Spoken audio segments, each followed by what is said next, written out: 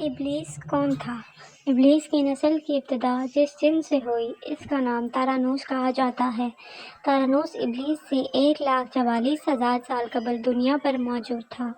تارانوس کی نسل تیزی سے بڑھی کیونکہ ان پر موت طاری نہیں ہوتی تھی اور نہ بیماری لگتی تھی۔ البتہ یہ چونکہ آتشی مخلوق تھی تو سرکشی بدرجہ اتم موجود تھی۔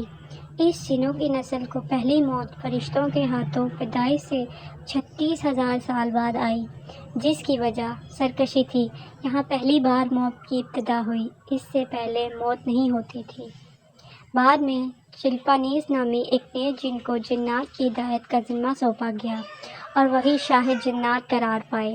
اس کے بعد ہاموس کو یہ ذمہ داری دی گئی۔ ہاموس کے دور میں ہی چلیپا اور تبلیس کی پیدائش ہوئی۔ یہ دونوں اپنے وقت کے بے حد بہادر جنات تھے۔ اور ان کی قوم نے چلیپا کو شاشیش کا لقب عشق کے شیر کے جیسے سر کی وجہ سے دیا۔ ان دونوں جنات کی وجہ سے ساری قوم کہنے لگ گئی کہ ہمیں اس وقت تک کوئی نہیں ہرا سکتا جب تک شاشین اور تبلیغ ہمارے درمیان موجود ہیں۔ ان دونوں کی وجہ سے قوم کے جنات آسمان تک رسائی کرنے لگے اور تیسرے آسمان پر جا کر شرارت کراتے تھے۔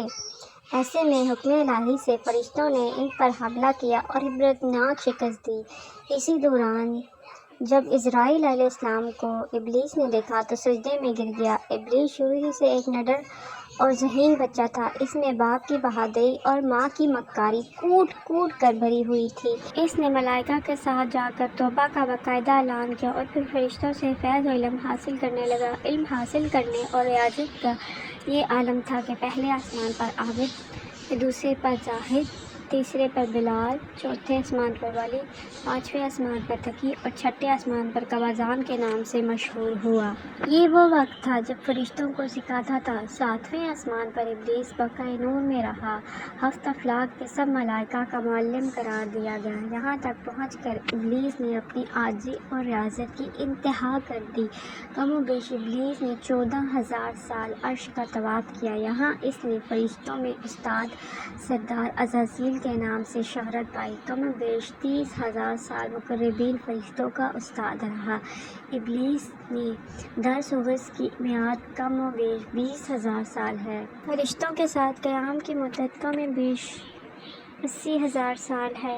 ابلیس کو حکم ہوا دروغ جنت رضوان کی معاونت کرو اور اہل جنت فرشتوں کو اپنے علم سے بہروبر کرو۔ یوں ابلیس کو جنت میں داخلے کا پروانہ مل گیا اور جنت میں بھی اپنے علم سے دروغ جنت کو سراب کیا، اور یوں جنت رضوان کی کنجیاں ابلیس کے پاس رہیں۔ روایات کے مطابق ابلیس 40,000 سال تک یہ فرض خزانچی انجام دیتا رہا۔ یہی وہ مقام اعلیٰ ترین جنت رضوان ہی تھا جہاں ابلیس نے پہلی بار بادشاہت کے خواب دیکھنا شروع کیے۔ اس وقت ابلیس کے پاس ہفت اقلیت، افلاک، جنت اور دوزخ سب کا اختیار تھا اور اس نے چپے چپے پہ سجدے کیے تھے، مگر یہاں ابلیس عاجزی سے پہلی بار بھٹکا اور خود کو بادشاہ بنانے اور رب بن جانے کے خواب دیکھنا شروع کیے۔ کئی ملائکہ کے سامنے ربوبیت کی بابت بات بھی کی، مگر ملائکہ کے انکار کے سبب چپ ہو گیا اور یوں نظام چلتا رہا۔